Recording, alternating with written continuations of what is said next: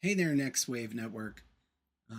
Unfortunately, in the wonderful conversation that JJ and I had over lunch yesterday, we failed to record my screen, and on my screen was a lot of the information that we had been talking about. So I'm recording this little addendum um, to the conversation that we had. I'm going to put this introduction at the beginning, and then I'll go through the board at the end. But suffice to say, during our conversation, we did some mind mapping, and we did this really rough-looking user experience flow, and we will. I'll go through this a little bit more at the end. So enjoy the conversation, and again, apologies for the technical snafu. Well, welcome to our community lunch, and I've brought my lunch. As everyone is welcome to eat during this discussion. I think part of the reason for the community lunch and to bring in honored, brilliant guests like the one we have today, Aaron Collegeman, is to demystify and de-anxiefy um, working in this arena, right? And so, as part of that, I've invited once again a chief technology officer for OrchestrateXR, Yep. Aaron Collegeman.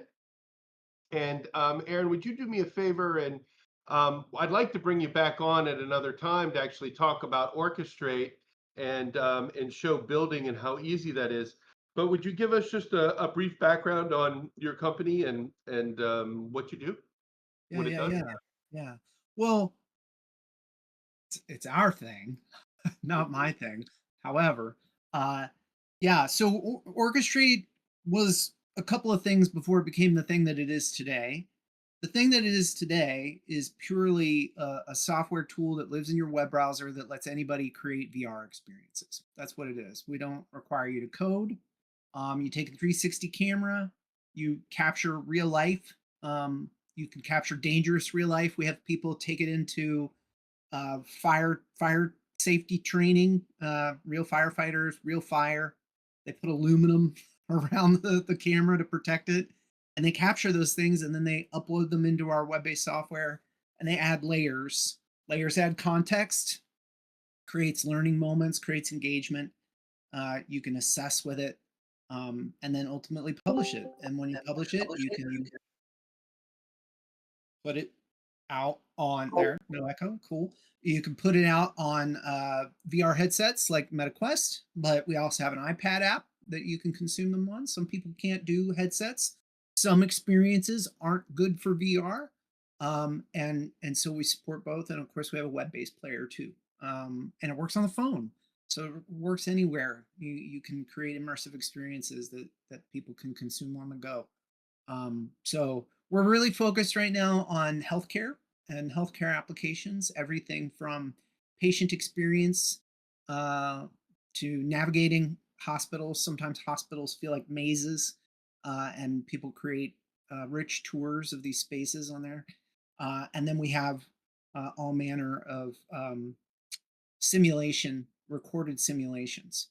So it's especially good for uh, creating captures of role play sim, which is very common in healthcare training and education arenas. And you can create replayable versions of these things so that people can take them over and over and over again. Something that I think we call reps and sets, and it really you build up your experience that way, so that then as a learner, when you go into those real life situations, you have them, and your mind is ready to learn, right? As opposed to having to go through all of the acclimation that you do for any sort of stress inoculation or situation. So anyway, that's Orchestrate in a nutshell. And anybody can learn more about it on orchestratexr.com. And as as Aaron had pointed out, it was our company. I'm one of the founders of it. Although I'm not working inside of it right now, I am so proud of the product that's being built. And I encourage you to go out, look at Orchestrate XR.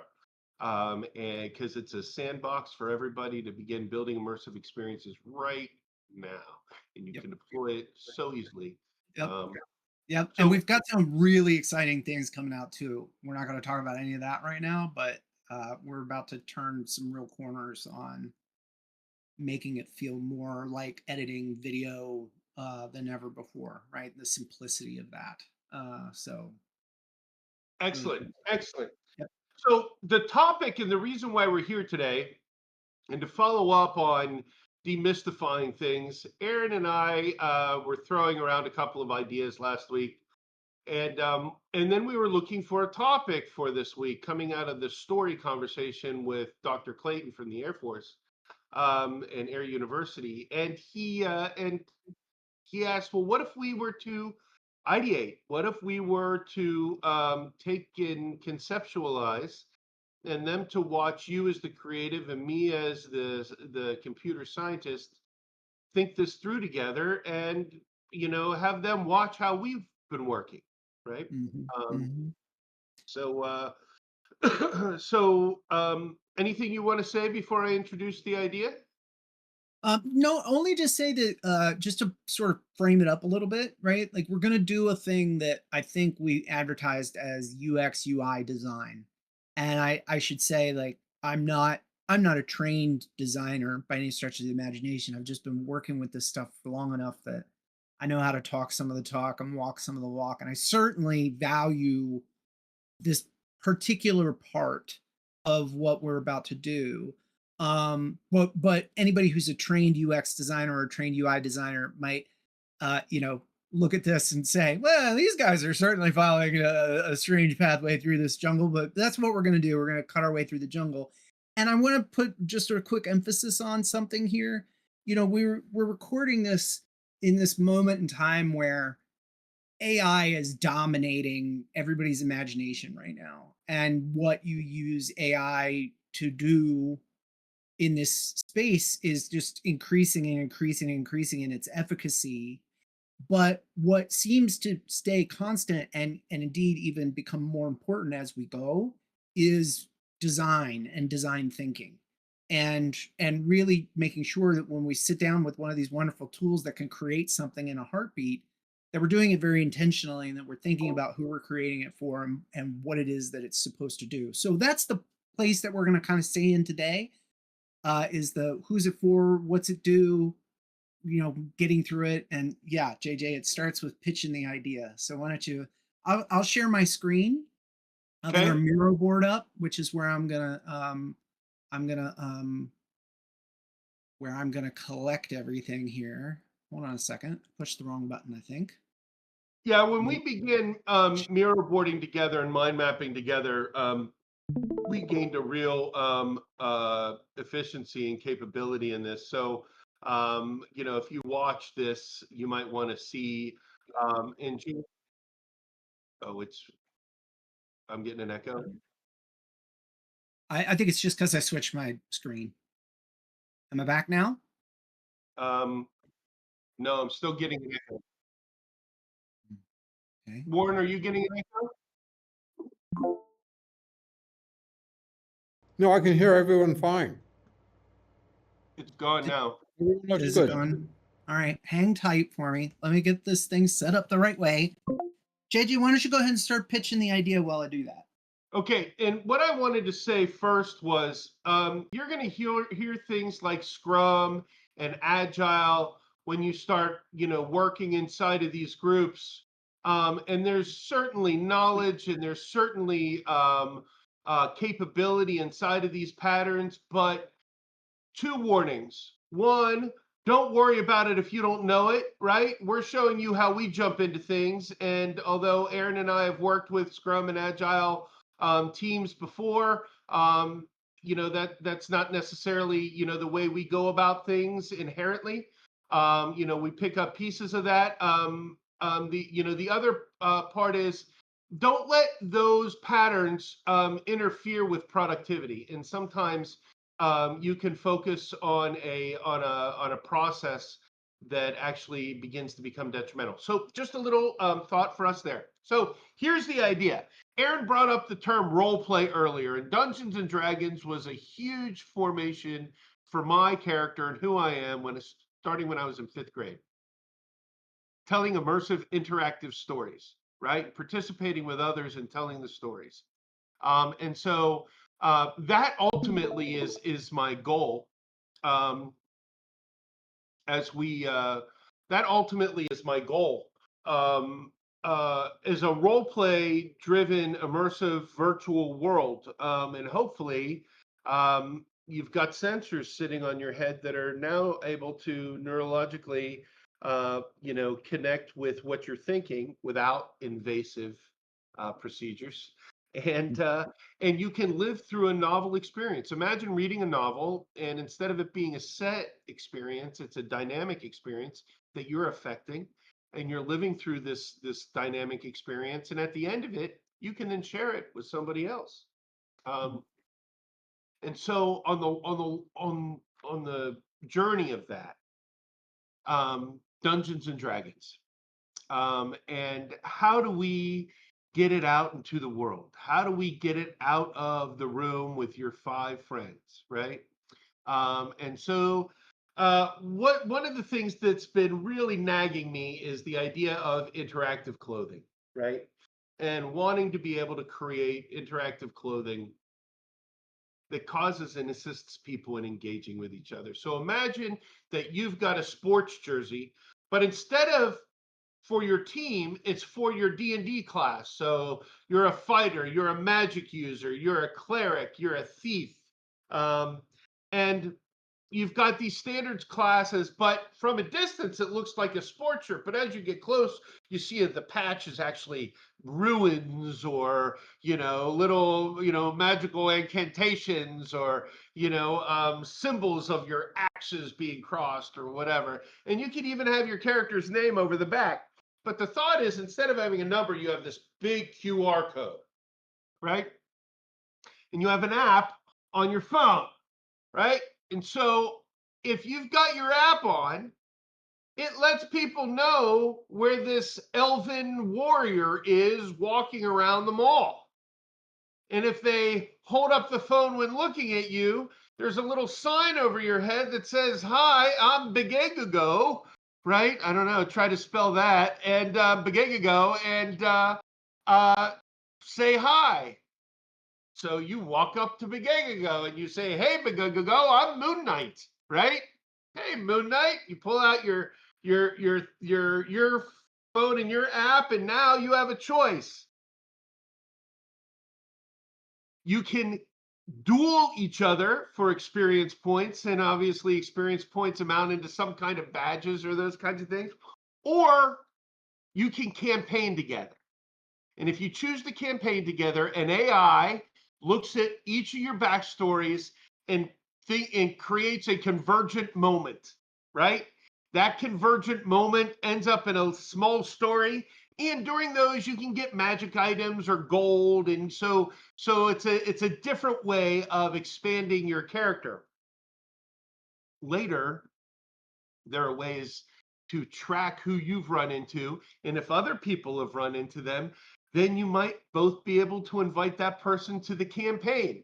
And so you might not even know, but you get emailed these little story moments that your character has gone through with others that they've connected with in the past. And so you create this dynamic, growing story.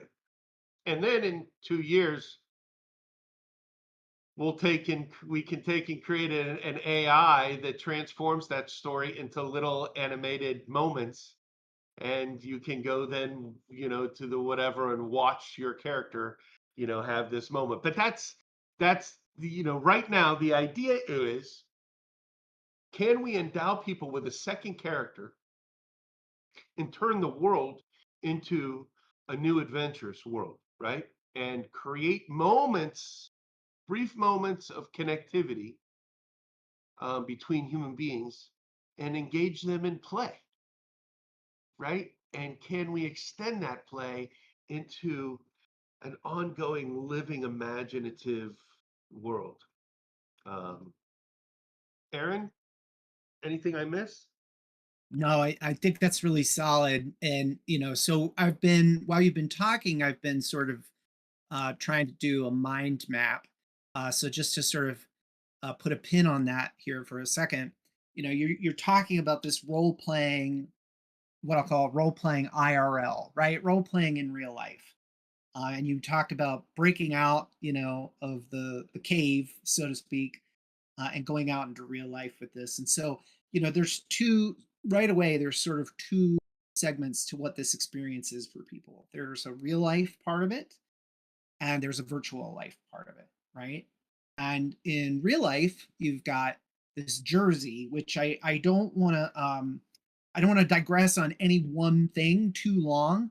But one of the things that you said, this was one of the things when you first pitched it to me that I got really excited about, was the idea that it's not just an app, right? We've got 1,000 things that are like this, that are just an app on a phone, and people are walking around like this. And while there is a certain amount of this involved, because the phone is the thing that is bringing the virtual life and the real life together, the jersey really brings it out into real life. It is this thing that you are wearing while you're looking up in the world at other people, and it's the way that you identify as somebody who's playing the game, right? And I just thought that was so powerful. And so as we talk about this more and as it evolves more, I think you can expect me to keep coming back to this and wanting to really flesh this out, because right now I have an idea about how it works, and the sooner we make that idea real, the sooner we can test it and see how real people really respond to it.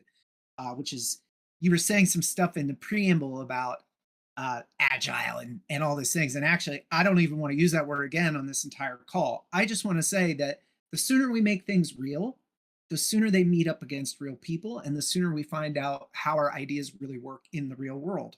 And that's the whole ball game, right? So everything else we do and how we do it is about accelerating ourselves through that. So just real quick, some other things you talked about, right?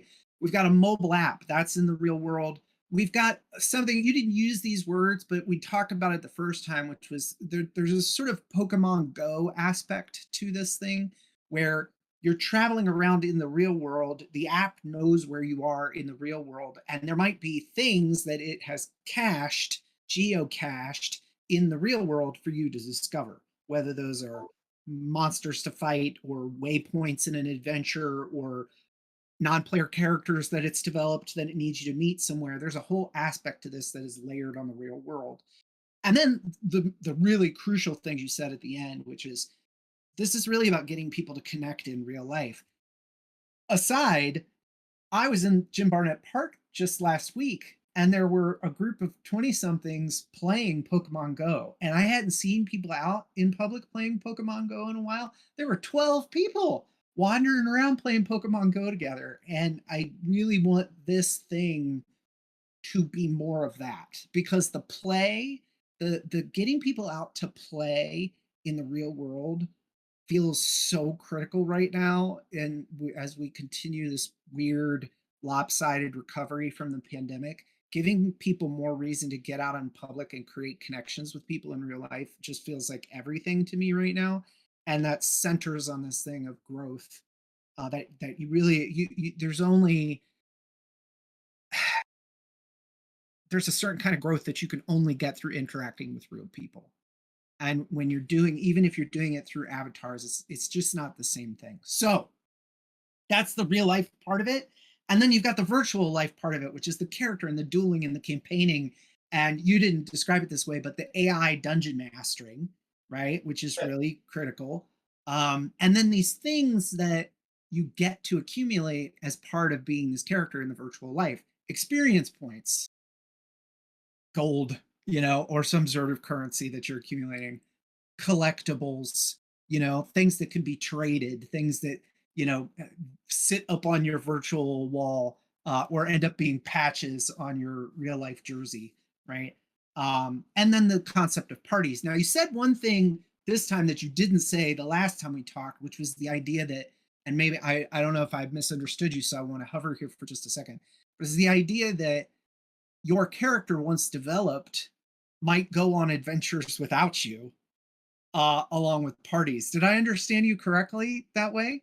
Yes, Yeah. yes. That if both of you have met somebody, those names come up and you could click on them to say, you know, Begagle and Begagle's brother Bagoogle, you know, get to go with, Moon Knight on a Well, whatever.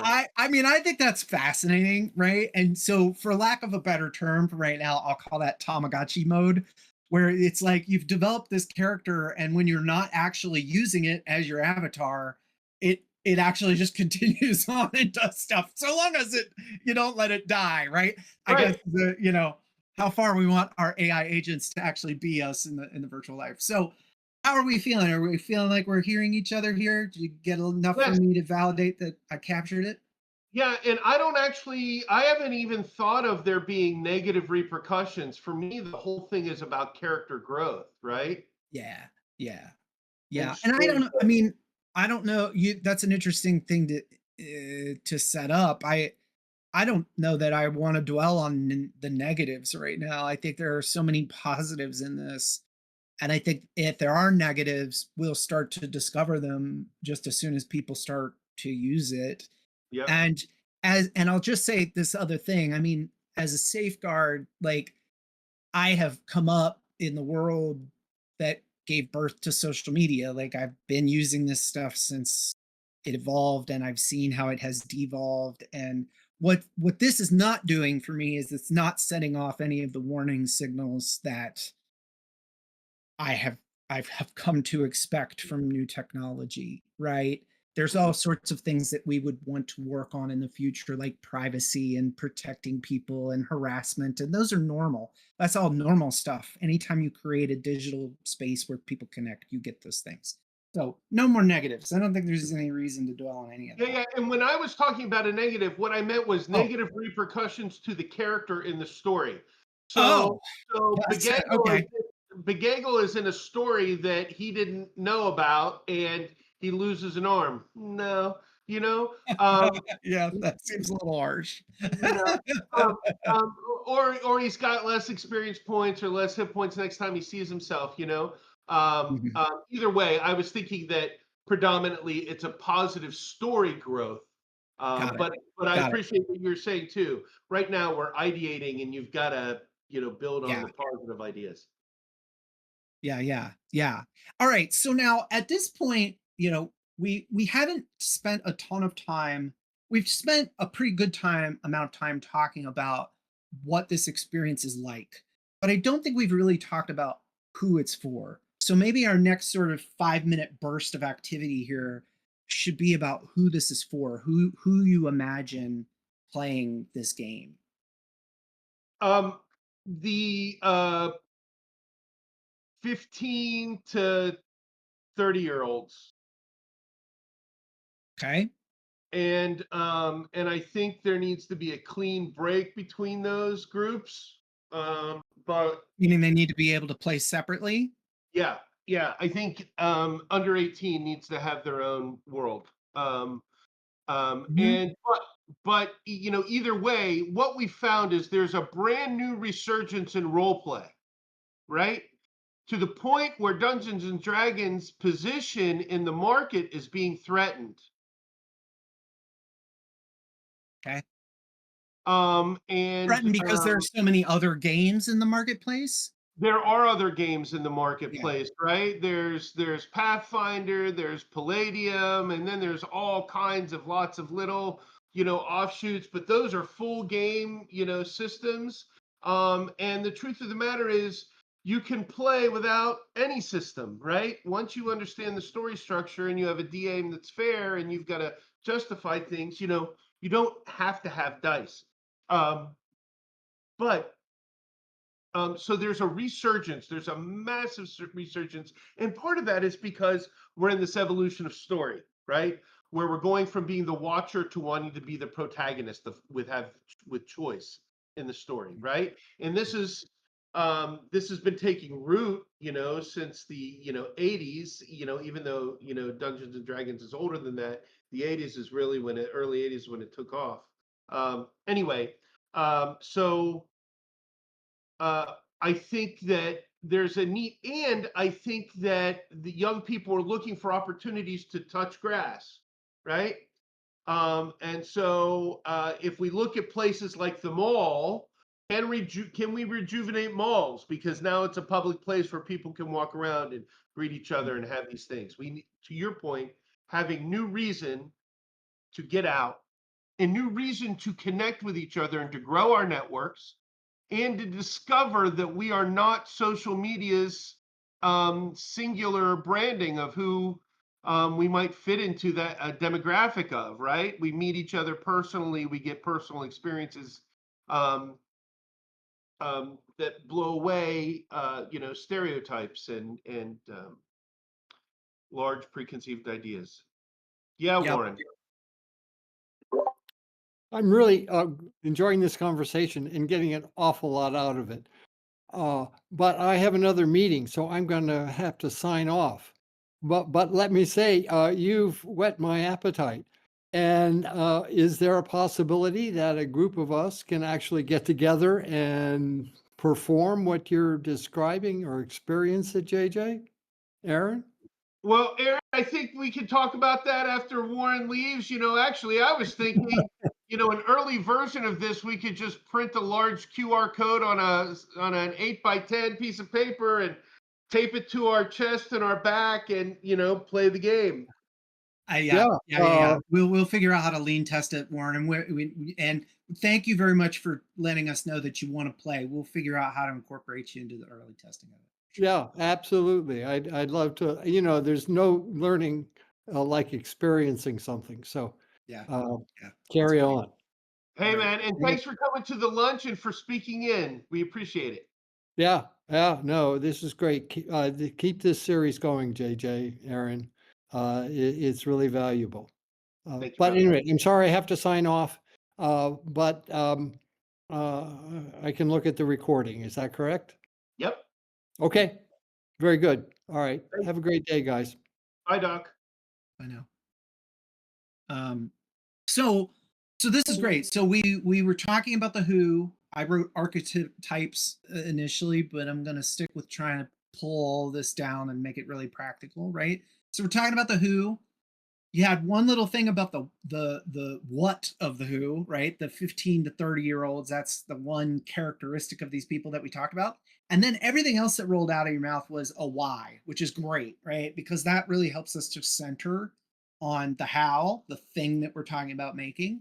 And you got people who need to touch grass, people who want to be the protagonist, people who love role playing, people who need connection. I pulled that one from what we were talking about before. So can you tell me a little bit more about the what? Like the 15 to 30-year-old aspect of that is interesting to me. Do you think that something like this appeals to men and women equally? I do, but specific men and women, right, that fit into the Dungeons and Dragons role play community. Yeah. And here's something else, and I'm sorry, I guess I focus on whys because I'm getting to a why again. That's better, honestly, than anything else. So which is the fact that this is a community that deserves identification and recognition, right? And so we look at the sporting community and we see how the sporting community identifies and creates a sense of belonging, right? And a sense of uniqueness in the jersey. And to say, hey, here's a community. We were the nerds and the geeks of the world, right? I don't know, Aaron. I'm the role player. You're the computer scientist or the computer guy. And here we are. We're doing all right. Yeah.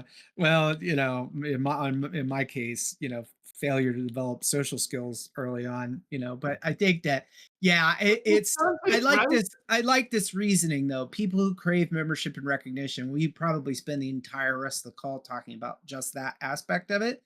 But let's put a pin in that one for now and come back to it.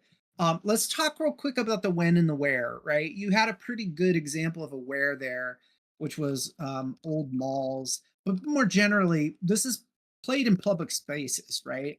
Yep. You could play this at home with people, but it's not for that. It's for going out into the world and finding other people and connecting with them and playing outside. And so in that sense, it's hard to put any more specific of a limiter on it than that, right? Like I want to see people meet up in bars and play this. I want to see them wandering around the Old Town Mall in Winchester playing this. Like there's no limit in my mind to the size of the playground Conventions. there. Conventions are a great place. Oh, that's a good one. Yes, yes, yes. We talked about that the other day. Conventions are a huge space for this. Imagine Yeah, just I mean, having a booth at a convention for this, right? And being able to create temporary tattoos for the people who sign up on the floor that day and they get their QR code right away, right? Um, so I what mean, about the imagine when? a Oh, go haunted, ahead, Jay. Go ahead. imagine a haunted farm, right? Like I was at one last Halloween. And everybody creates a character, and you can choose whether you're a killer or a victim, right? And and you can meet people throughout the haunted, hayride and everything. And hey, this is, we're two victims, let's escape together, right? Yeah. You just did a thing that was interesting to me there. That was the first time I heard you say characters, right? The idea that I might be a player of this game and have a character that is my day-to-day character, but then I go to this themed location like a haunted farm, and for that day I adopt a completely different character that I'm going to be playing, and that's very normal as I understand it in role playing. I don't do a whole lot of that myself. Actually, my girlfriend does way more of it than I do, which is kind of funny to me. But anyway, it's that's cool. Themed locations, and I would imagine a themed location, theme parks, right? That would be a huge one for something like this, Yeah. right? Um, so then what about the when? Is all day, all night, all the time? So, Do our characters sleep? Are they ever forced to take a nap? the AI figures that out for you. Um, I,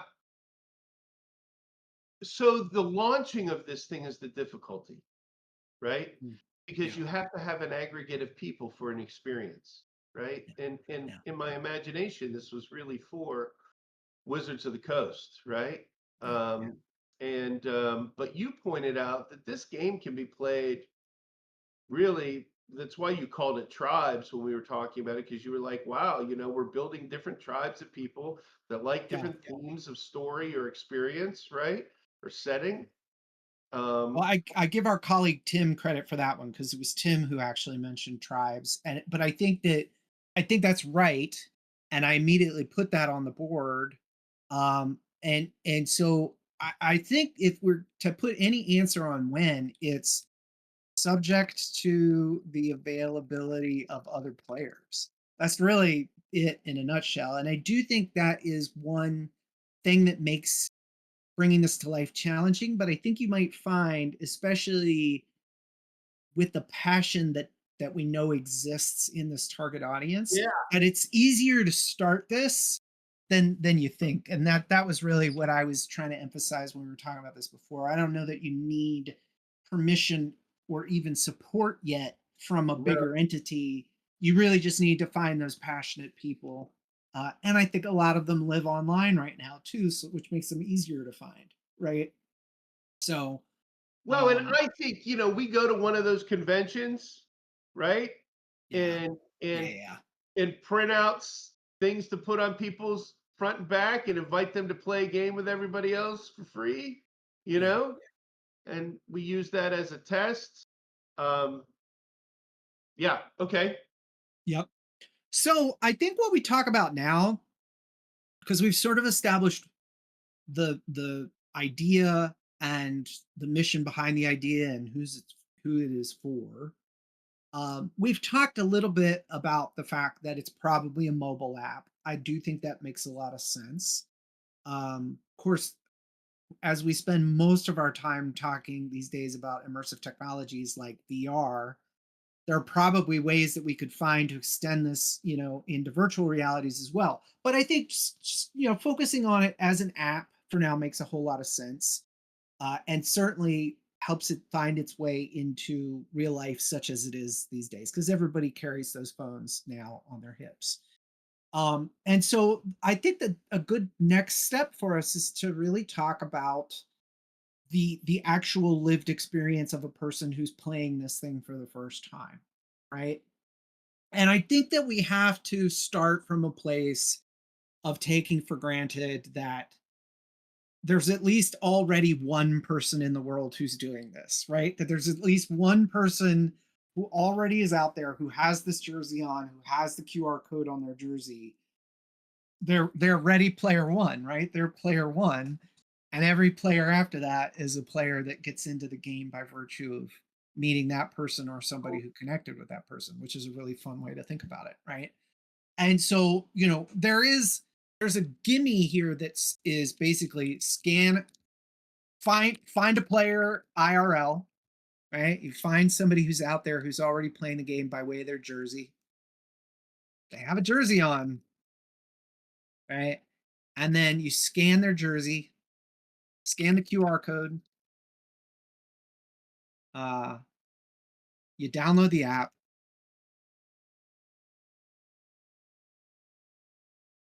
and then what? What happens after that? You download the app, and you have your immediate experience with the person, right? Okay. It's just some initiation moments where you're born into the world, right? It's very innocuous because the world doesn't know who you are yet, Mhm, right? mhm, You get mhm. a first magical item, right? That's some kind of egg that doesn't open up until after you create your character, right? Yeah. Yeah. Um, and so after you have your brief experience, you're given the opportunity to create your own character. All right. So here's what I think's happening, right? So you're born, onboarding. You're born. Welcome to the world, JJ. Yep, You get your first gift from the yep. system, right? I don't hear us I didn't hear you really describe anything that is like character development yet, right? Not This is yet, not basically yet. But there is a little because what happens before the the campaigning mode is each person should answer one or two questions that influences the story. okay. All right. I'm gonna write story engine over here. Yeah. Okay. And I'm gonna write questions so I don't forget about that.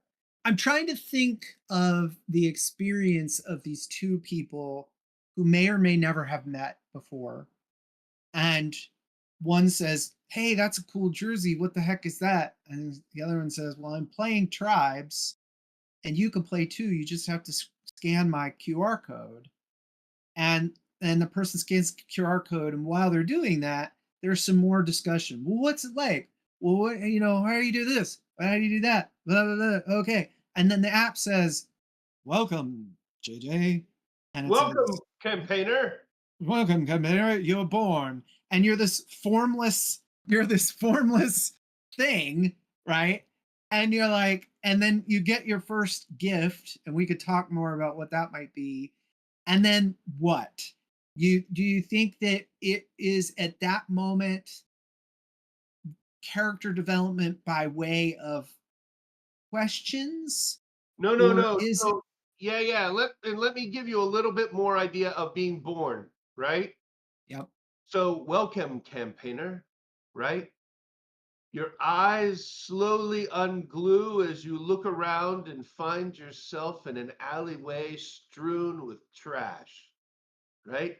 Um, from above you, somebody pours a pot, what do you call them, whatever, and barely misses you, right? A growl light takes place over your left shoulder, and you see dun dun dun, the guy who's across from you, right? Struggling with this, do you thus or do you this, right? Uh-huh. Uh-huh. Uh-huh. And that one choice makes me invested in the story that's being written because I've influenced that story. I created that outcome somehow. So I'm gonna say environment is established through story. And we'll come back and flesh that out another time. And then after you're born, you actually create your first connection, right? And your first connection is that person who got you to play. And Yeah.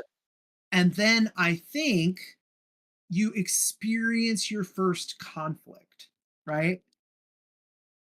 Now, maybe conflict, maybe choice. What's interesting about it, and you could check me on this, what's interesting about casting it as a conflict, you know,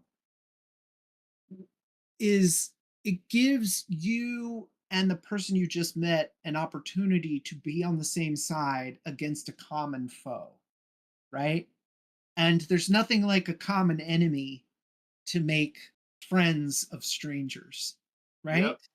And so, if it's like you're born on the streets in pauper's clothing, and here is this knight, but Yep. he needs your help, and you're going to fight off this giant rat together, right? And it's a conflict that you're guaranteed not to lose because nobody wants to lose their first conflict in a game, right? Yep. And from that first conflict, you uh I think it's both of these things happening simultaneously. You're born, you learn where you are, you Yep. experience your first conflict, and by virtue of your first conflict, you create your first connection and you get your first reward, right? All Yep. of that happens in the first, say, 15 minutes of play, right? And now what? Now what? I think So, now so comes you get your character first development, reward right? and you resolve your first contact. Say more about what resolve your first contact means. So you've just scanned somebody's shirt, right? And you've gotten your first reward. You're reading what happened between the two of you, right? Mhm. And maybe you have a final question that resolves the story, right? Or maybe that's the end. Either way, there needs to be a final moment between the two people that are playing together. Gotcha. Gotcha. Yeah. And I mean, maybe instead of conflict, we call this action. There are these things about role playing games generally that because I don't play them enough, I don't know how to define them. Yep. Right. And I don't want to get lost in that. But it's basically there's action in a role play game. Or otherwise it's just a series of conversations and nothing is ever happening. So but Yep. the real value of this is that that first action involves this person that you just met more or less directly. And so yeah, it I however it is resolved. Well, that's um it, right? Is the point after get your first reward? We need a resolution moment. do you think the resolution causes the reward? No, I think the reward comes inside. It You see what I'm can. saying? You see It what I'm saying? it can, or it can just come out of the action in the scene. Yeah, yeah. uh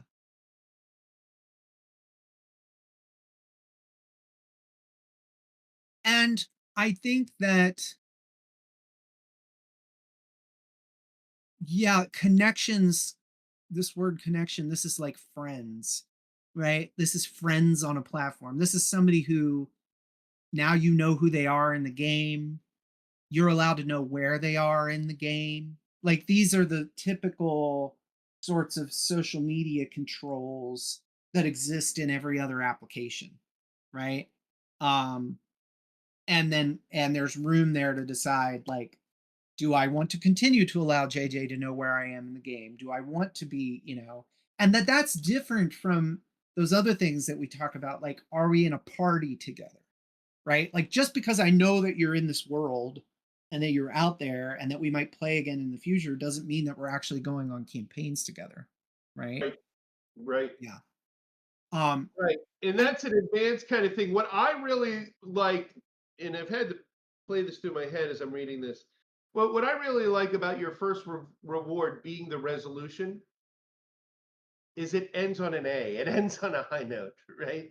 Mhm. And it's a great win, right? What did I get? I got experience points, I got gold, I got a magic item, right? Um, and and then after that moment, when you walk away, well, after that moment, it says, "Would you like to um, develop your character, or build your character, or right. enhance your character, or whatever that it's going to be?" Right? Right. And so I think that's the next layer of this, right? If onboarding was the first layer of it, the next layer of it is character development. Yep. And to come back to this, there's two aspects of this, or several, right? There's your backstory, which has to be developed somehow through dialogue, probably with an AI, right? This is maybe the first role for the AI dungeon master, is to Yeah. help you develop your backstory.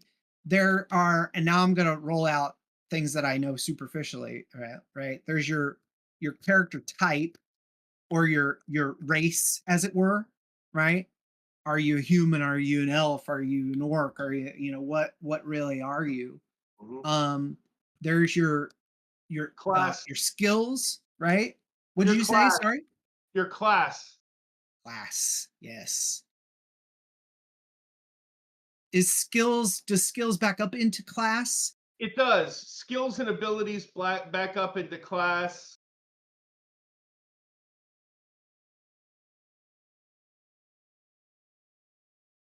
And then of course there's the appearance, right? Big, small, green. Do you carry a sword? Do you carry a mace? Like what are Are you you going to dressed in be? red? Are you dressed in green? Are you dressed in leather or metal? Yep. Yep. And I do think that some, whatever rewards actually come out of this, some of it has to be currency. Some amount of currency comes from your first experience. Yeah, yeah, gold for sure. Yeah. Because I think people expect a certain amount of shopping to be part of this as well, Yep. or call it outfitting, right? Yep. And this is all the sorts of normal things that come along with that. You've got your clothing, and you've got things like armor, right? And weapons and potions Weapons. and staves. Uh, yeah. Yeah, yeah. I think clothing, armor, and weapons. Yeah. And Why don't we it call, and the props. last category is like supplies, Yeah, potions, whatever, matches, things you can trade. yeah. Um, and so now, and then of course the really, you know, clutch thing that brings it back to real life is the jersey, right? And going back to something you said a little earlier, I really like the idea that it might be possible to play this by just printing your QR code on a piece of paper, or ordering an iron-on for your shirt, you know, versus shelling out cash for a jersey. But Yeah. I mean, I think both are valid, right? Um, but I think, it's print out QR code, or it's, you know, uh decorate your jersey. I mean, this is a great on-campus game. Yeah, sure. Universities can turn it into a competition to learn about the university and to meet people, and um, Yeah. And I wonder too if there's room for the QR codes to be like like an iron-on patch too, right? yep. Yeah, the idea is, can we remove access challenges? Yeah.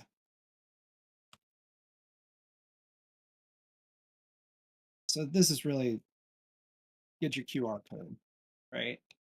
That's really what this is. But this is your permanent sort of identification in the game world, is that QR code. And however it comes into real life is subject to where you are, how Yeah. much money you have to invest in playing the game. Um, all right. So we've got 8 more minutes. There's one other aspect of this that I would like to talk about a little bit. Okay. And then we'll have to set up our next conversation to sort of do the UI part.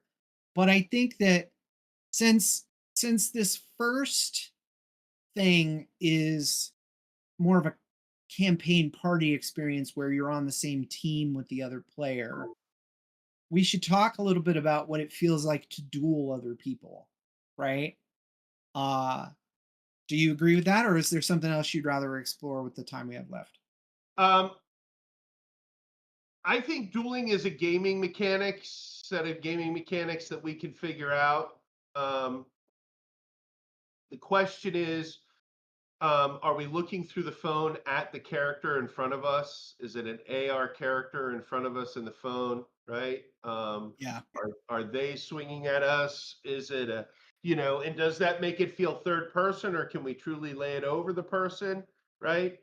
And then how are we going to make them shorter than they actually might be, or does that not Yeah, matter? You know? yeah. Uh, So I have some preconceived ideas about that, right? I think uh, that I also there want you to is remember that Dungeons and Dragons is a game that happens in the imagination.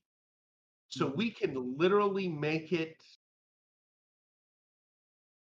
a written text-based experience and fit inside of their current ethos without needing to spectacularize mhm. the whole thing. I do think that there's sort of a middle ground. I I don't know that there needs to be really sophisticated tech graphics solutions here, especially not for a prototype.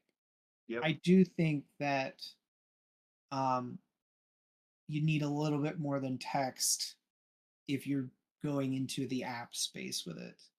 But that's an idea. I again that all of this, the market really bears out what the truth is here. Yep.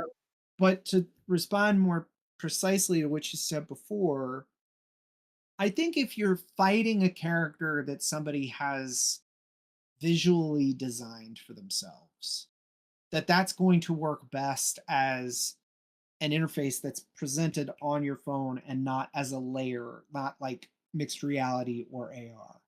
Yep. But if you are playing the party game, the geolocated game version of this with a group, and you go out with a group of 4 buddies and you're walking Old Town Winchester and there's a monster that you're going to fight together at the end of the mall, you should be able to hold up the phone and see the monster on the mall.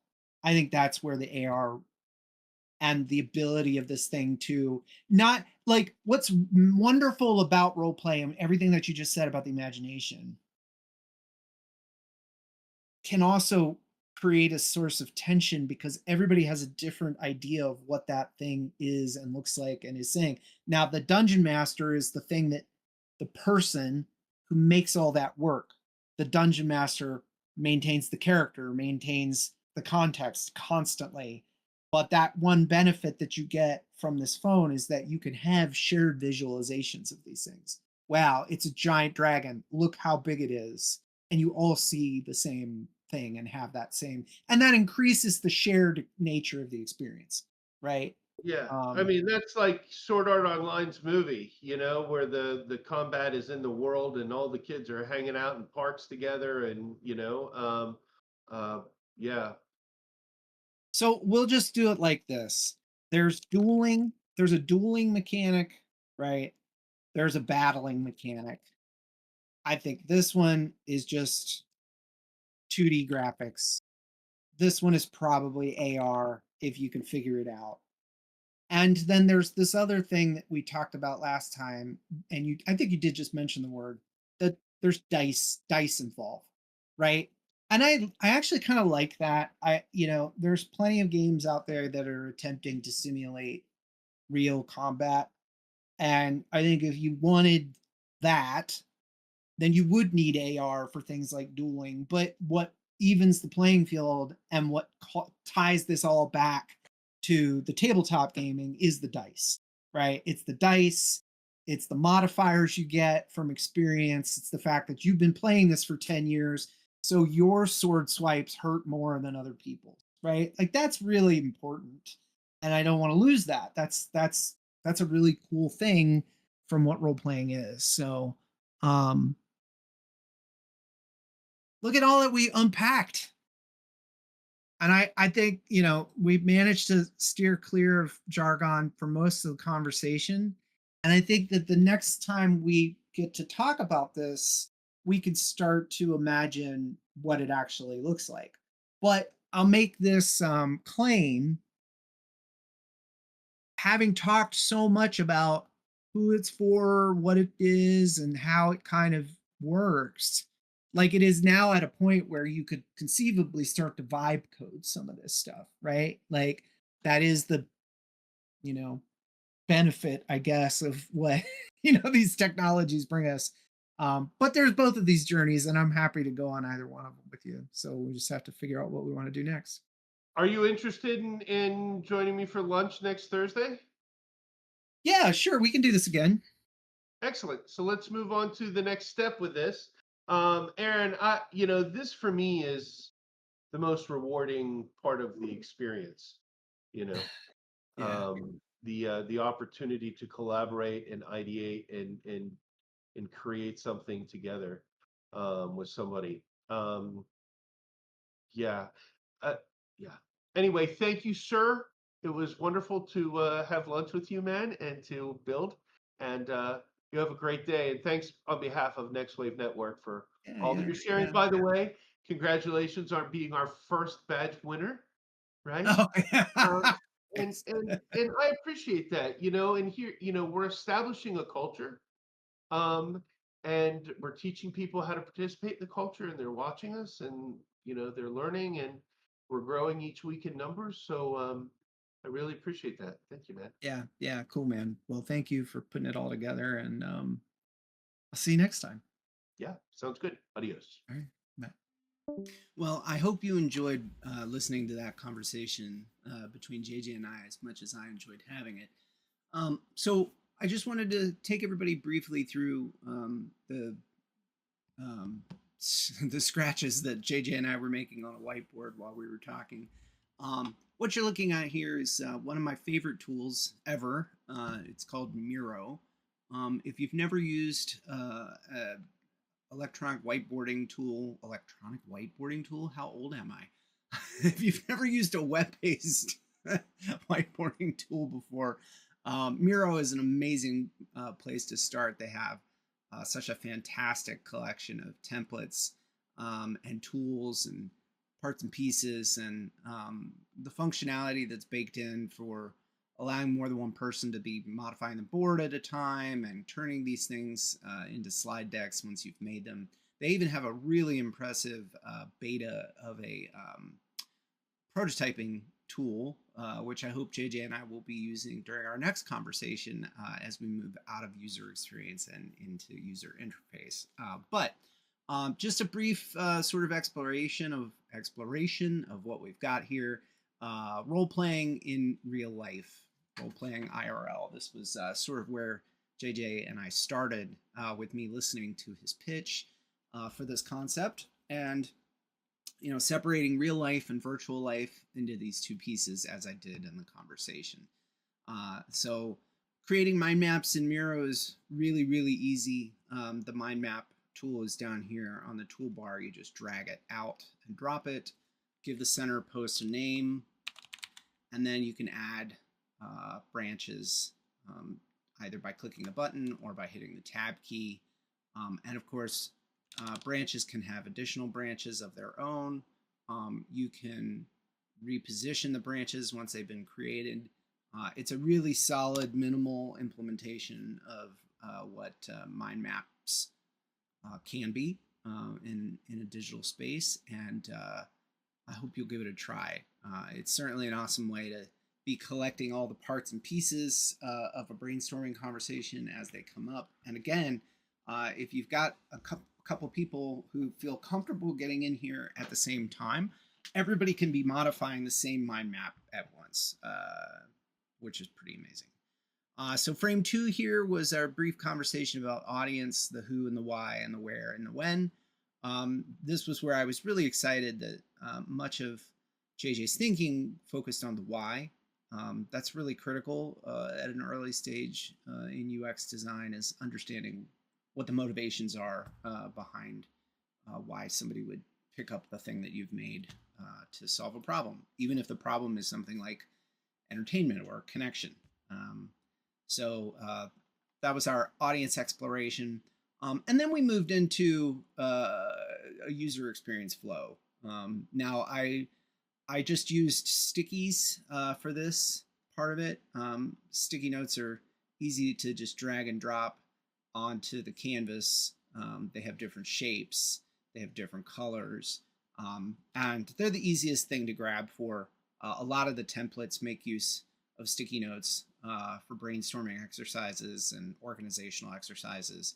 And while there are probably tools in here for creating more elegant diagrams and traditional symbols for start and stop and decision points, our high-level conversation didn't really get into a whole lot of that.